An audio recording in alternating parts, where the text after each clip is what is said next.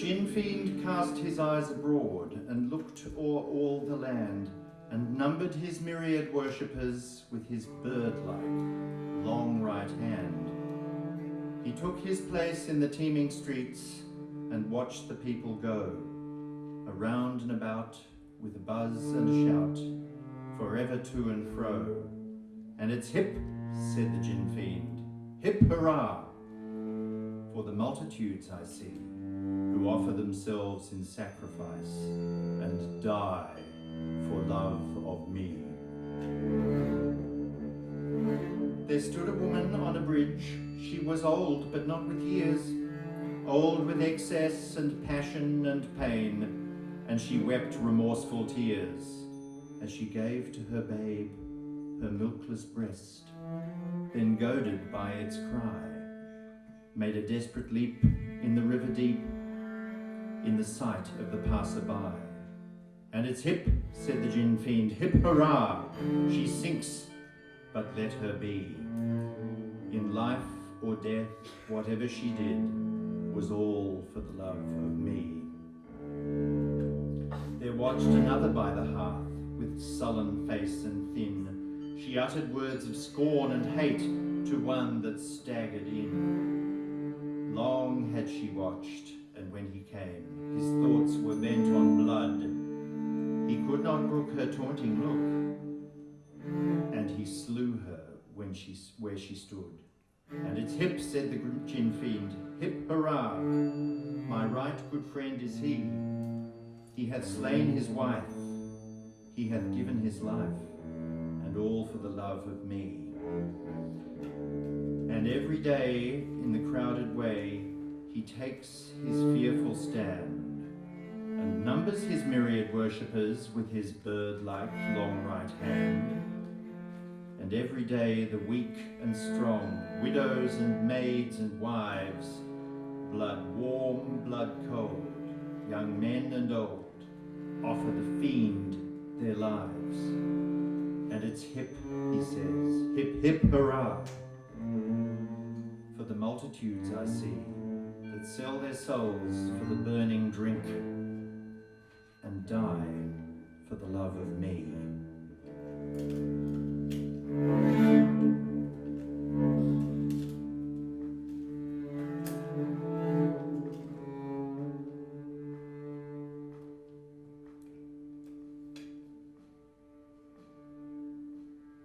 Now let us reassemble ourselves. Good evening.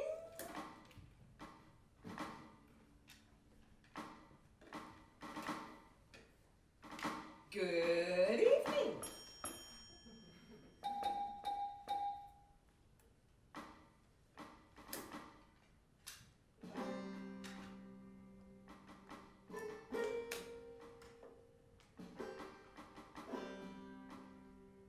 The world is full of dangers.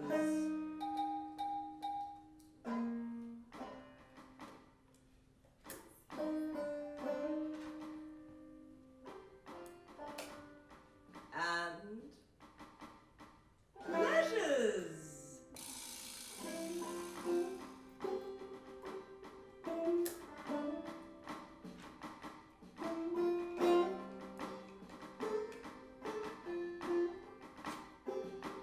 But duty calls.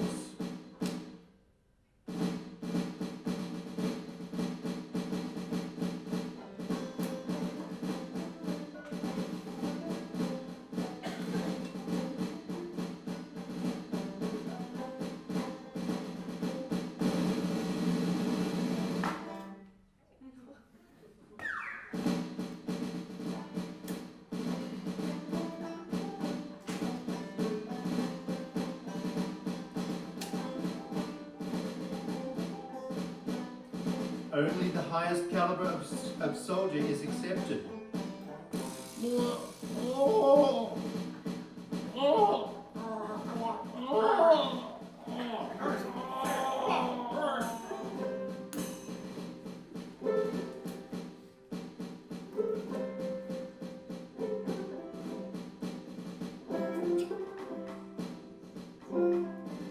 Now let us farewell the unarmed forces.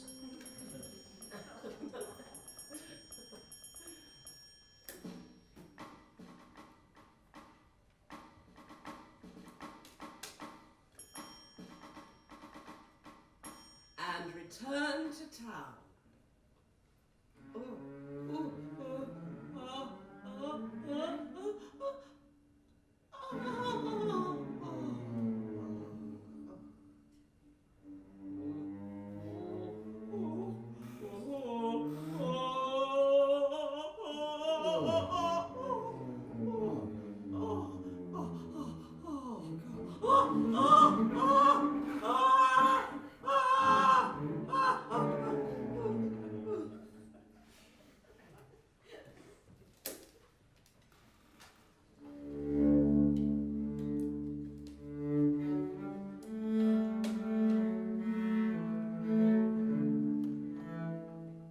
Now, whilst we are in town, let us attend a phrenological lecture. This head demonstrates the low forehead of a person with poor reflective faculties, including causality, meaning a limited ability to understand the effects that emerge from particular actions. However, this head, with its higher forehead, shows well-developed reflecting faculties and pronounced organs of benevolence and veneration, indicating a man of religious feeling and charity. But this man has a large organ of amativeness, indicating an uncontrollable urge to couple with the opposite sex. However, this head shows more balanced propensities with amativeness in equal proportions to philoprogenitiveness, the love of children. But the animal qualities in this head are very pronounced, with a large organ of destructiveness. However, this head shows the animal qualities in equal proportions to the superior sentiments, including hope and ideality, the search for exquisiteness and perfection. But this head shows little hope for the future or ideality, indicating an animal state that only seeks to satisfy essential urges. This head also demonstrates unusually developed self-esteem. However, in this head, self-esteem is in equal balance here to firmness and the superior sentiments. But this head shows too great an organ of alimentiveness, reflecting a hunger to eat even to the man's own detriment. However, in this head, the superior sentiments, ideality, conscientiousness, and veneration in particular, dwarf alimentiveness and vitativeness, suggesting that this person may feel distracted by intellectual endeavors at the expense of their bodily health.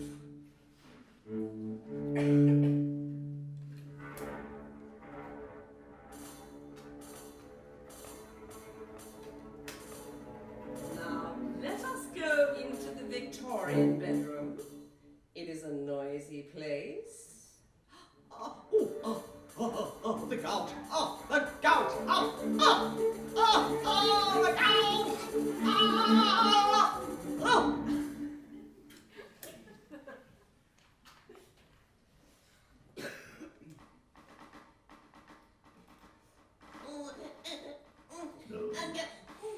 Shut up.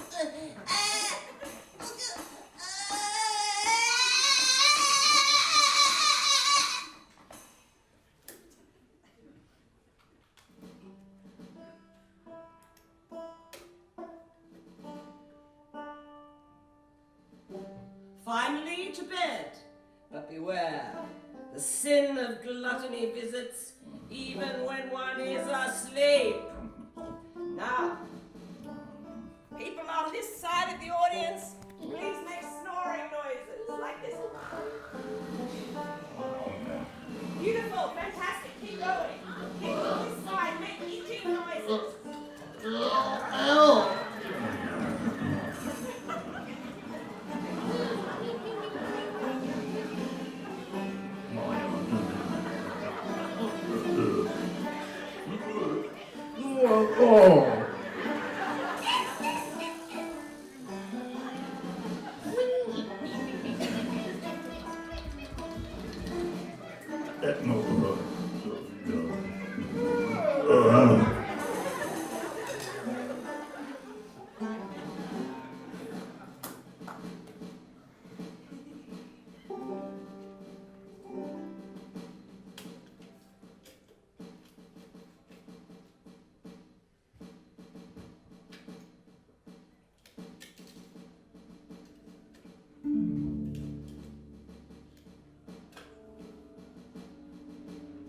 Jane Conquest.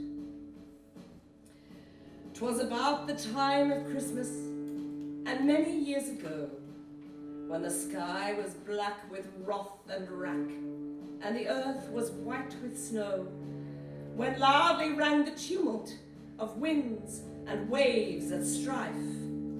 In her home by the sea, with her child on her knee, sat Harry Conquest's wife. And he was on the waters, she knew not where, for never a lip could tell of the ship to lighten her heart's despair. And her child was dying. The pulse in the tiny wrist was almost still, and the brow was chill and pale as the white sea mist.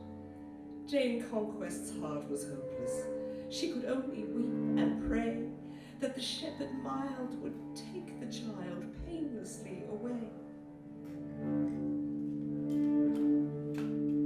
The night grew deeper and deeper, and the storm had a stronger will, and buried in deep and dreamless sleep lay the hamlet under the hill, and the fire was dead on the hearthstone within Jane Conquest's room. And still sat she with her child on her knee, a prayer amid the gloom, when borne above the tempest a sound fell on her ear, thrilling her through, for well she knew 'twas a cry of mortal fear. And a light leapt in at the lattice, sudden and swift and red, crimsoning all the cottage wall, the floor, and the roof o'erhead.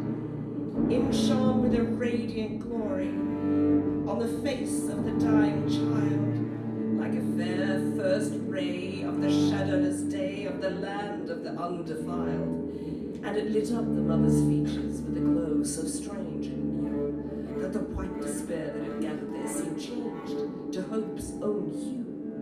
For one brief moment, heedless of the child upon her knee, with a frenzied start of a frightened heart, up to her feet rose she, and through the quaint old casement she looked upon the sea.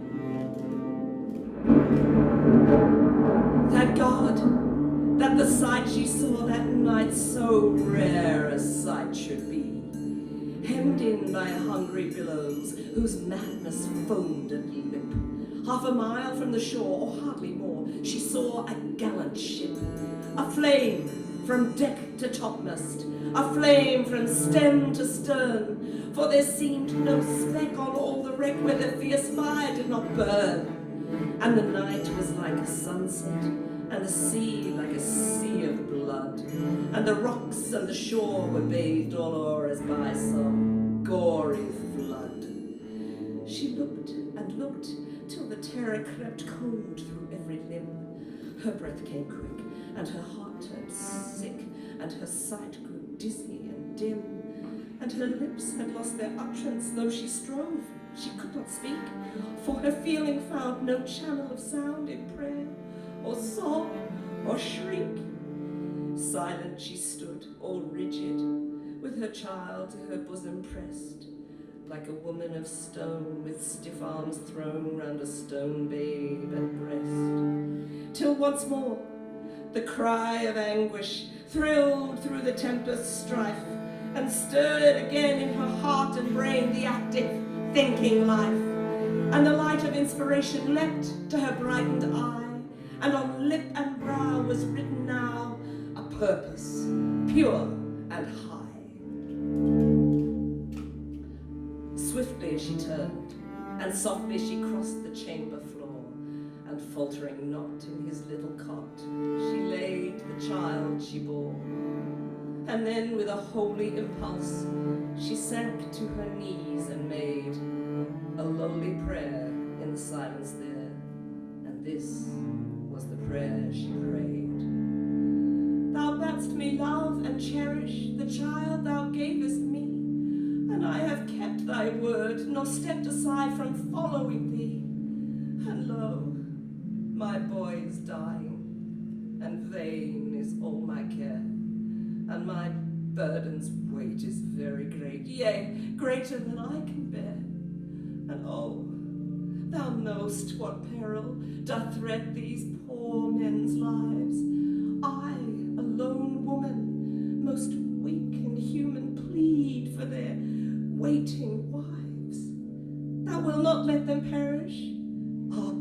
Up in thy strength and save from the scorching breath of this terrible death on the cruel winter wave.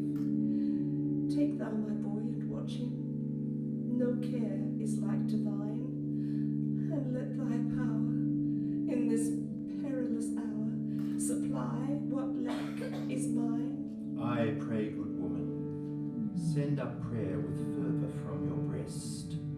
For whilst your suffering child, yields to unquiet rest, your husband too, amidst his toil, prays on that scorching deck, that heaven will save his comrades brave from sea and burning wreck. And so her prayer she ended, and rising to her feet, turned one fond look to the silent nook where the child's faint pulses beat, and then with softest footsteps retrod the chamber floor, and noiselessly groped for the latch, and oped and crossed the cottage door.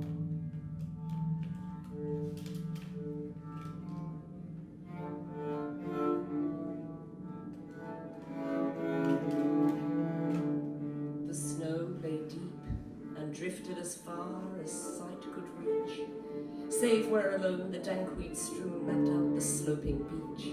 But whether 'twas land or ocean or rock or sand or snow or sky or head, on all was shed the same fierce, fatal blow. Still through the tempest bravely Jane Conquest fought her way, by snowy deep and slippery steep to where the old church lay, and she gained it, pale and breathless and weary and sore and faint, but with soul possessed with the strength and zest and ardor of a saint. Stood silent and weird and lonely amid its countless graves, the old grey church on its tall rock perch, secure from the treacherous waves, and beneath its sacred shadow lay the hamlet, safe and still, for however the sea and the wind might be, 'twas quiet under the hill. Jane Conquest reached the churchyard and stood by the old church door, but the oak was tough and had bolts enough, and her strength was frail and poor. So she crept through a narrow window and climbed the belfry stair and grasped the rope, sole cord of hope for the mariners in despair. And the wild wind held her bravely, and she wrought with an earnest will, and the clamorous bell spake out right well to the hamlet under the hill.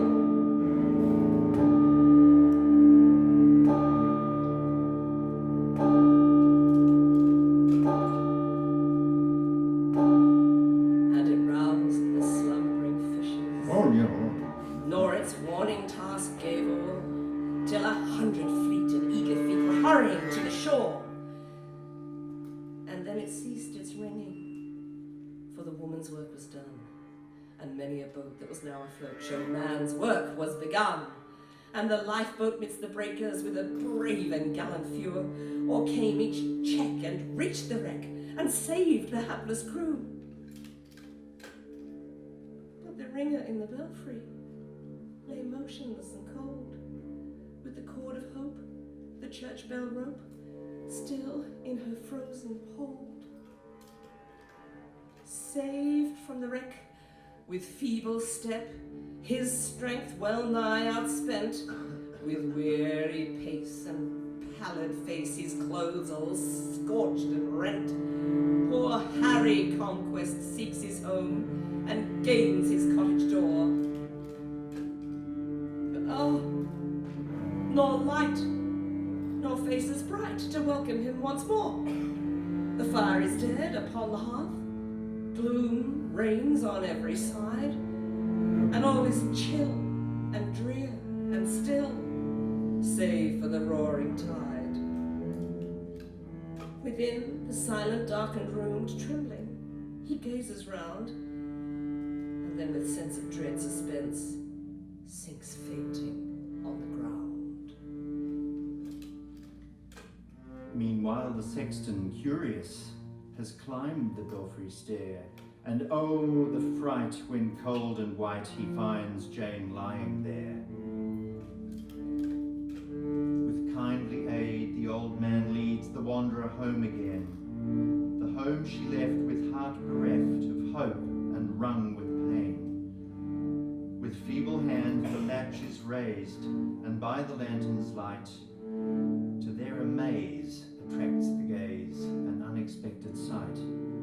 Upon the ground exhausted rests, with face all pale and wan, with sailor's dress in deep distress, a faint and haggard man. 'Tis Harry Conquest, long time mourned, saved in that fearful hour by his wife's brave deed and trust in need in heaven's all-gracious power.